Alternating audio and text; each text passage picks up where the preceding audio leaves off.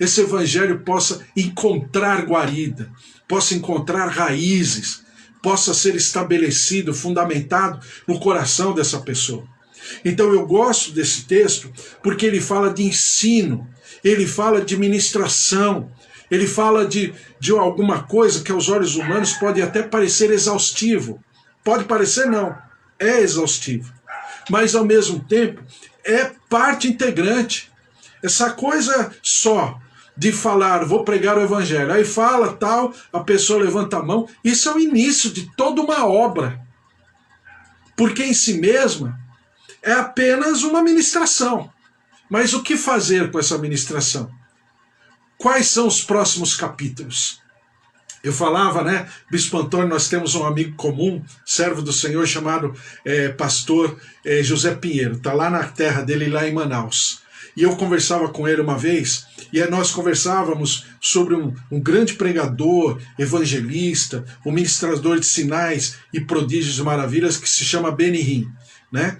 E a gente conversava, e eu falava dos tempos que uma das primeiras vezes que o Benny Hinn veio para o Brasil, para São Paulo, 1990, 1991, 1992, já faz bastante tempo, mas ele veio num movimento maravilhoso. E ele passou por Manaus também, por outras regiões no Brasil, né, capitaneado, né, taxiado por muitos ministérios aqui no Brasil. Não foi um só, mas foram vários. Então, ele passou assim num movimento maravilhoso, né, de sinais, maravilhas. Olha, foram grandes ministrações, pregações, estádios, ginásios. Olha, foi maravilhoso. Eu conversava com o pastor José Pinheiro que nós como igreja, agora falando no sentido geral, nós como igreja, nós cometemos alguns erros. E nessa passagem no Benny Hinn, por exemplo, ele passou e foi, né? Claro, dentro do seu chamado, dentro do seu ministério. Mas nós, as igrejas, que estávamos no apoio, que estávamos em todo, vamos chamar assim, o patrocínio das suas viagens missionárias, eu poderia chamar de viagens apostólicas, né, enviadas pelo Senhor, mas faltou o quê? Faltou lastro. Pessoas, igrejas, ministérios, equipes de trabalho, que pegassem essas pessoas, e eu falava principalmente sobre Manaus, que pegassem essas pessoas e transformassem todo aquele movimento e criassem, vamos chamar assim, né, um alicerce, um baldrame, um fundamento, uma rocha, para que essas pessoas pudessem ser enraizadas naquilo que o Senhor movimentou. Então, infelizmente, muitos ali perderam, né, todo aquele vento, todo aquele mover de Deus, de maravilhas. Por quê? Porque as igrejas não estavam preparadas, né? Os ministérios não estavam preparados para aquilo que o Senhor desejava, naquele momento, iniciar, né?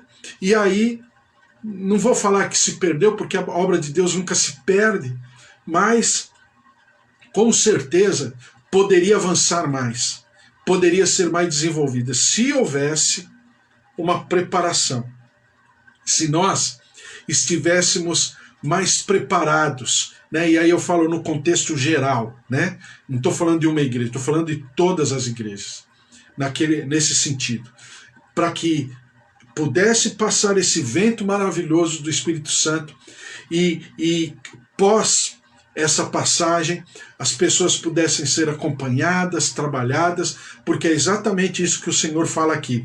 Versículo 46 de Lucas 24.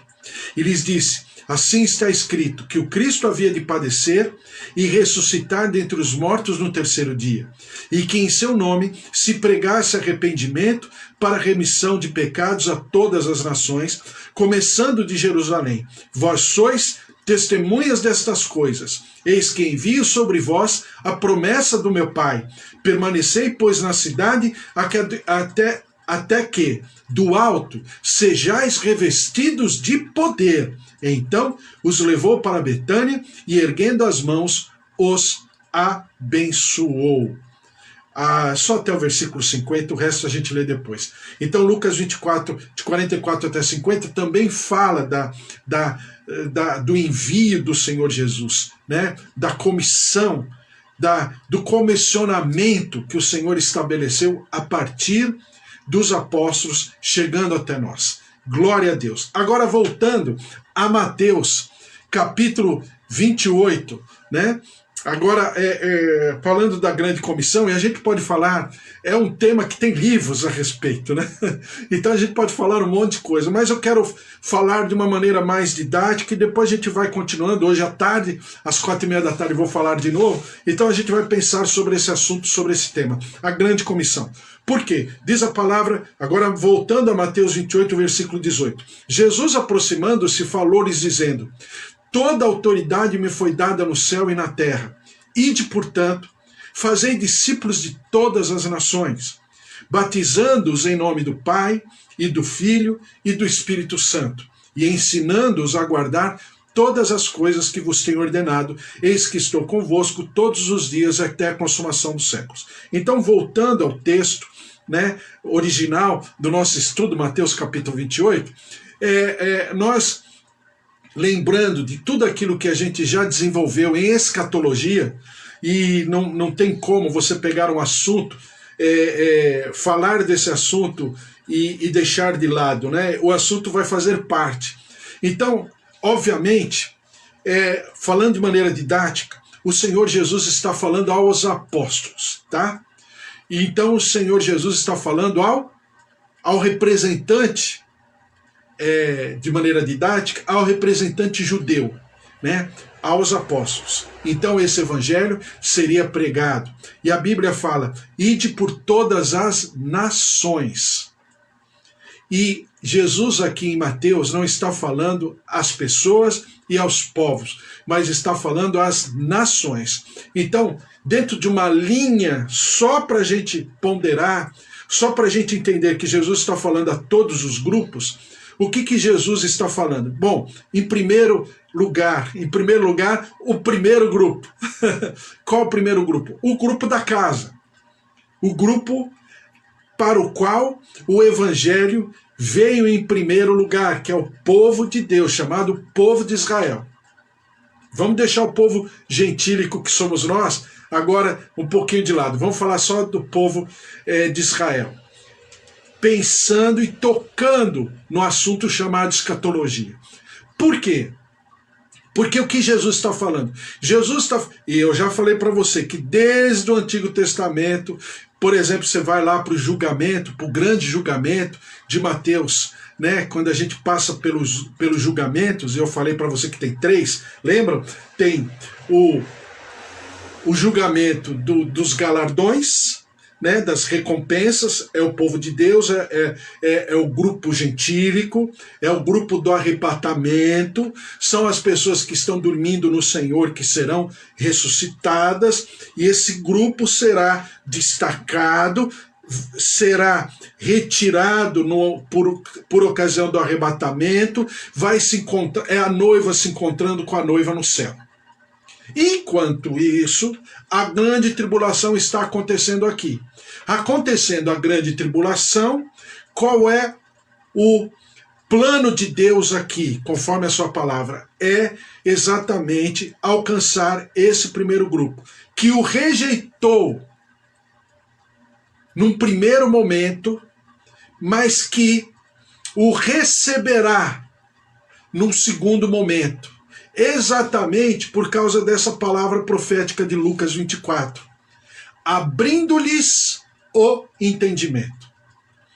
É para todos nós? Mas também é para esse grupo. Lembra que eu falei para você? O Senhor Jesus, ele trata numa mesma linha de raciocínio, numa mesma compreensão da palavra, mas ele trata com 3 grupos, conforme Paulo escreve lá no livro de Romanos. Então, o que acontece? Esse grupo, né, agora, já com arrebatamento, já identificando todos os acontecimentos, né? O anticristo sendo revelado, se posicionando no seu governo mundial, né? E também o falso profeta, como diz o Apocalipse, ou seja, anticristo, o falso profeta e o dragão, lá Apocalipse, que é o diabo. Então essa trinca, essa triunidade demoníaca se manifestará, conforme o livro do Apocalipse. Então esse grupo, agora, abrindo-lhes o conhecimento, o entendimento de muitos, sairão a pregar esse evangelho, a falar da Bíblia, a falar de Jesus. Por que agora? Porque estão entendendo, finalmente entenderão. E muitos deles estarão falando do evangelho. Aí eu falo sempre para você, sempre vai existir remanescente? Sempre. Claro que haverão pessoas do Senhor, mas não é o plano original. O plano original é o arrebatamento. Então, esse pessoal, claro, vai estar pregando o evangelho. E essa palavra, discípulos, portanto, fazer discípulos de todas as nações, acontecerá também para o chamado, o povo escolhido do Senhor, desde o tempo dos patriarcas. Tá? Isso é apenas para nós entendermos. Não tem nada a ver, não é uma coisa menor ou maior por causa disso. Não. Claro que essa grande comissão também é uma palavra para nós, né? Eu poderia chamar assim, só de maneira didática, que esse é o evangelho do reino, porque eles agora viverão literalmente, emocionalmente, espiritualmente o evangelho do reino, enquanto esse grupo, nós, estaremos pregando o evangelho da graça. Agora você vai falar, o evangelho da graça tem diferença do evangelho do reino? Não, é o mesmo evangelho, apenas são de lógicas diferentes, de óticas diferentes, né? E você percebe isso no ministério de Paulo, pregando aos gentios, em relação ao ministério dos apóstolos. Paulo também era apóstolo, né? Mas o apóstolo dos gentios. Enquanto os outros apóstolos pregam, na sua esmagadora maioria, pregam para os judeus. O livro de Mateus foi escrito para os judeus. Então daí, aqui, ser falado de uma maneira mais, vamos chamar assim, numa linguagem mais judaica, de cultura mais hebraica. Então, é só para a gente, porque a gente está terminando o livro de Mateus, só para a gente entender todo esse ambiente hebraico do livro de Mateus, tá? Então, é exatamente por isso que ele está falando todas as nações. Lembram-se que o julgamento no Antigo Testamento, todos os julgamentos foram do Antigo Testamento, principalmente. Vamos chamar assim, todos os grandes julgamentos advindos do Senhor vieram exatamente em relação àquilo que as nações faziam em relação ao povo de Deus, em relação ao povo judeu. Então eram julgamentos de nações. Por quê? Era a maneira com que as nações tinham tratado o povo judeu. Aí você vai falar, mas o povo judeu nem sempre foi um povo serviente ao Senhor, nem sempre foi um povo receptivo, né? A palavra do Senhor é verdade, mas é aqui, vou voltar a Balaão, mas é aquilo que o Senhor fala em Números 22. Quando Balaão tentou amaldiçoar o povo judeu, o que Deus falou? Contra o meu povo não existe encantamento, porque eu não vi iniquidade em Jacó, eu não vi transgressão em Jacó, e eu não vi qualquer coisa para que você encontrasse espaço para amaldiçoar. Aí nós pensamos assim entre nós, gente, será que Deus está vendo o mesmo povo? Porque quando você vai para Deuteronômio, né, mais ou menos na mesma época cronológica, né, quando você vai para Deuteronômio, que você vê o que o povo fez, mais ou menos nessa mesma época, quando o povo, né, dá 7 voltas ao redor de Jericó, as muralhas de Jericó caem, por causa da ordem do príncipe do exército do Senhor, né? Uma teofania, conversa com Josué, e aí imediatamente depois vai contra o Ai, contra a cidade, o reino de Ai, e aí o povo perde, exatamente porque havia cometido um pecado, né? E aí você percebe tudo que acontece. Mas o que Deus, em outras palavras, Deus fala assim: olha, se tiver que lavar uma roupa suja, né, a gente conversa em casa. Lembra quando o pai da gente falava quando a gente era pequeno?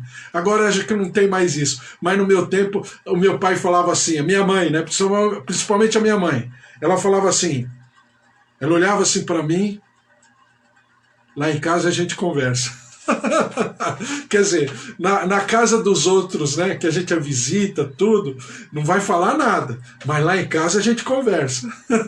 Exatamente o que Deus, em outras palavras, fala para Balaão: não há encantamento. Eu não vejo iniquidade, eu não vejo transgressão e eu não vejo pecado no meu povo. É claro que Deus via, mas Deus está o quê? Como que protegendo o povo. Se tiver alguma coisa acontecendo lá em casa, a gente conversa, mas você não tem nada a ver com a minha casa. Na minha casa a gente conversa, né? Eu não vou abrir agora os nossos tesouros para o inimigo. Então lá em casa a gente conversa. Então é exatamente essa constituição que existe pairando, ecoando no mundo espiritual de maneira profética sobre o povo judeu, sobre o povo chamado pelo nome do Senhor desde o tempo dos patriarcas, ainda que eles não vivam aquilo que deveriam viver, mas lá em casa a gente conversa. A gente não tem nada a ver com isso, porque é a relação do povo de Deus com ele, porque ele fala na palavra que ele prometeu aos seus pais, ou seja, ele prometeu aos patriarcas, e a palavra de Deus não cai por terra. E essa é uma coisa. Agora, falando da comissão no sentido espiritual, no sentido de graça, que somos nós, né? Nós fomos alcançados pela graça. Então, é exatamente a capacidade de expressar, de incorporar primeiro, mas depois expressar o evangelho da graça, pregando o evangelho a toda criatura. E claro que esse grupo, essa situação, ela fica como que, vamos dizer, arquivada, colocada numa prateleira, né? Então haverá sim o momento que esse povo sairá e esse povo pregará o evangelho. Pelo que se entende na palavra, possivelmente durante a grande tribulação. Por quê? Porque é aquilo que fala no julgamento do Senhor Jesus, né? Que as nações, agora as nações, não é mais uma pessoa, mas são as nações, essas nações rejeitaram o povo judeu, por alguma razão. Maltrataram o povo judeu, né? Não deram de beber água, não deram de comer, não visitou os encarcerados, acusou, fizeram um monte de coisa, que é exatamente o que vai acontecer, por causa do nome de Jesus. E esse grupo vai sofrer. Está lá em Mateus, a partir do capítulo 5 de Mateus até o capítulo 19, de Apocalipse. A partir do capítulo 5 de Apocalipse até o capítulo 19 de Apocalipse, está lá tudo escrito. Os 7 selos, as 7 trombetas, né? Os 7 selos e o que significa tudo isso. Então, os ais e tudo aquilo que significa na palavra. Então você tem exatamente um ambiente onde esse povo vai sim também pregar o evangelho agora a nações, a todas as nações. Daí Mateus pontuar dessa maneira, diferentemente de Marcos e diferentemente de Lucas, tá? Mas isso é só para a gente entender todo o ambiente. E para nós que somos comissionados pelo Senhor, é por isso que eu sempre falo para você que nós somos herdeiros, né, evangelísticos, não da igreja de Jerusalém, porque ela foi extinta, ela se extinguiu, mas nós somos herdeiros, né, da obra missionária da igreja de Antioquia, tá? Das igrejas de Antioquia, chamadas das 7 igrejas, né? Por exemplo, de Apocalipse. Por quê? Porque a igreja de Jerusalém em si mesma ela acabou, ela foi extinta, ela perdeu, ela enfraqueceu. Porque essa igreja de Jerusalém, lá no final, ela voltará a ser reedificada. Você está me entendendo? Está dando para entender os dois grupos? E porque eu sempre pontuo para você, só para a gente não perder a linha de raciocínio? Então, essa igreja será, vamos chamar assim, ressuscitada lá na frente? Sim. Mas nós somos fruto da igreja de Antioquia. Nós somos fruto da pregação do evangelho, sim, claro, dos apóstolos, mas como instituição, vamos dizer assim, da igreja de Antioquia, não da igreja de Jerusalém. Porque a igreja de Jerusalém ela acabou.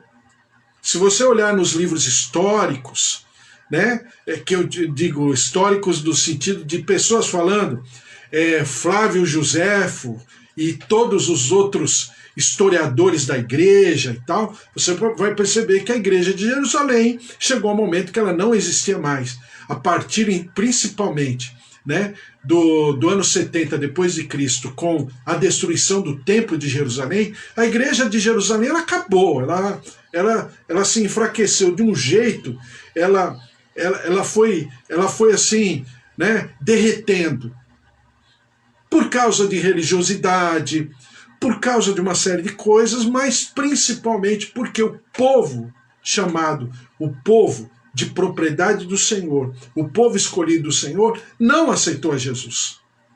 E tinha uma grande dificuldade, mas uma grande dificuldade, haja visto o que acontece com o próprio apóstolo Pedro, tinha uma grande dificuldade em aceitar, né? Em aceitar, por exemplo, que os cristãos não praticassem toda a liturgia, todo o cerimonial, todos os costumes, todos os valores de costumes do povo judeu.